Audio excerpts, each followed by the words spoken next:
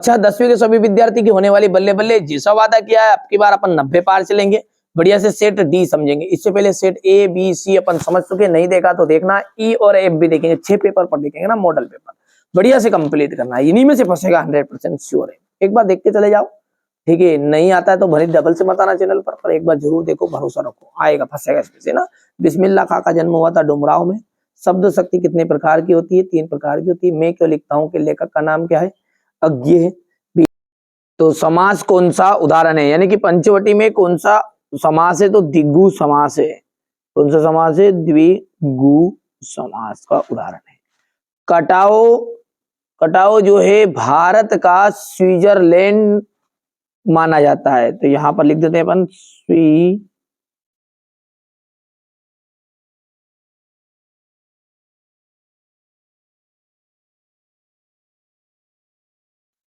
Switzerland. जे शंकर प्रसाद की डिडेस कविता हमारे पाठ्य पुस्तक में संकलित है। जे शंकर प्रसाद की आत्मकथ्य कविता।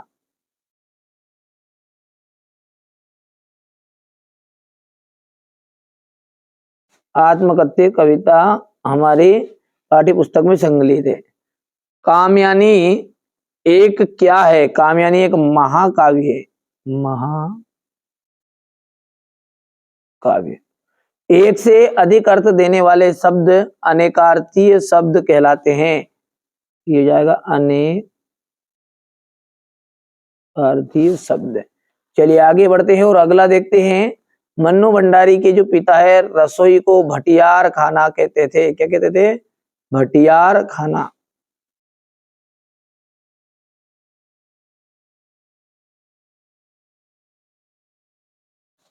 चलिए अगला है आपका यहाँ पर नाटक में।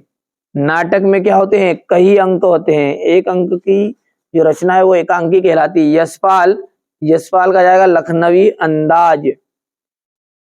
उल्लू बनाने का जाएगा मूर्ख बनाना। हिरोशिमा अणुबम विस्फोट। तुलसीदास का जाएगा कवितावली। और काव्य की जो आत्मा है इसका जाएगा रस। ठीक है भैया। अब यहां से देखिए क्वेश्चन नंबर जो 6 है इसको ध्यान से समझिएगा। यथाशक्ति में कौन सा समास है? यथाशक्ति में आपका अव्ययी भाव समास है।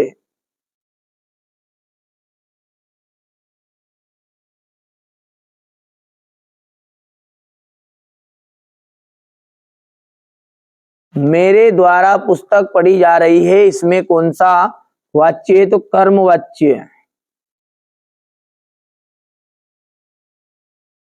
मधु कांकरिया की कौन सी रचना आपके पाठ्यक्रम में है? साना साना हाथ जोड़ी। क्या है? साना साना हाथ जोड़ी। भैया साना साना हाथ जोड़ी। ठीक है भैया। अब श्री कृष्ण ने किसकी मर्यादा का पालन नहीं किया है? प्रेम की।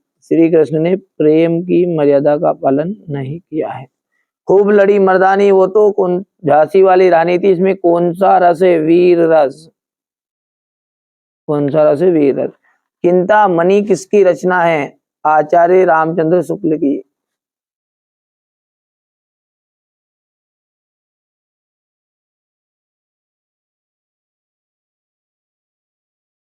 शुक्ल की। ठीक है। अब यहां से आगे बढ़ते हैं और सत्य सत्य देखते हैं। सप्त ऋषि, सप्त ऋषि में कर्मधारय समास है। तो ये आपका यहां पर देखिए बिल्कुल गलत बात है। और भोलानाथ के पिताजी के साथ जानदा रहता था, यह बिल्कुल सत्य बात है आपकी। लेखक की प्रति एक रचना श्रेष्ठ होती है, गलत बात है। कई सही की एक आधी पंक्ति कौन सी लाइन सत्य होती है? हजारों फसल हजारों खेतों की मिट्टी का गुणधर्म है, यह सत्य रहेगा। चौपाई छंद में 16 मात्रा होती है, यह सत्य है। और अंतिम भी सत्य रहेगा। अब क्वेश्चन नंबर जो 6 है इसका मैं आपको अगले वीडियो में सॉल्यूशन दूंगा। यहाँ से बढ़िया से आप तो देखिए पेपर को बढ़िया से कंप्लीट करना है ना। यहाँ से देखिएगा भगत की पुत्र वधु ने अकेला क्यों नहीं छोड़ना चाहती थी। यशपाल यतीन्द्र मिश्र को का साहित्यिक बिंदु पर परिचय देना है आपको। अंगूठा दिखाना, मुहावरे का अर्थ देख लीजिए, वाक्य प्रयोग है। ठीक है भैया, ये देश की सीमा पर बैठे फौजी इस तरह की कठिनाइयों से जूझते हैं। यहाँ से देखिए रीतिकाल की प्रमुख दो विशेषताएं, जयशंकर प्रसाद अथवा सूरदास की काव्यगत विशेषताएं, और आत्मकथा सुनाने के संदर्भ में अभी समय नहीं है, अभी ने ऐसा क्यों कहा। फाल्गुन में ऐसा क्या होता है जो बाकी ऋतुओं में से भिन्न होता है। फसल हाथों के स्पर्श की गरिमा और महिमा कहकर कवि का क्या कहना व्यक्त करना चाहता है। गोपियों ने उद्धव से योग की शिक्षा कैसे लेने लोगों को देने की बात कही है। यहाँ से देखिए महाकाव्य किसे कहते हैं, दो महाकाव्यों के नाम लिखिए। रौद्र रस की परिभाषा देनी है, चौपाई छंद की परिभाषा, अतिशयोक्ति अलंकार की परिभाषा देनी है। नाटक एकांकी में अंतर हो गया, ये क्वेश्चन नंबर आपका 18 है। आंखों देखा खेल पर अनुच्छेद लिखना है, ये क्वेश्चन नंबर 20 है आपका। बढ़िया से आप तो कंप्लीट करो, है ना। ये क्वेश्चन नंबर आपका 20 का तो है। ये क्वेश्चन नंबर 21 है। क्षेत्रीय अधिकारी माध्यमिक शिक्षा मंडल, ठीक है, मध्य प्रदेश भोपाल को 10वीं बोर्ड की परीक्षा की अंक सूची की प्रतिलिपि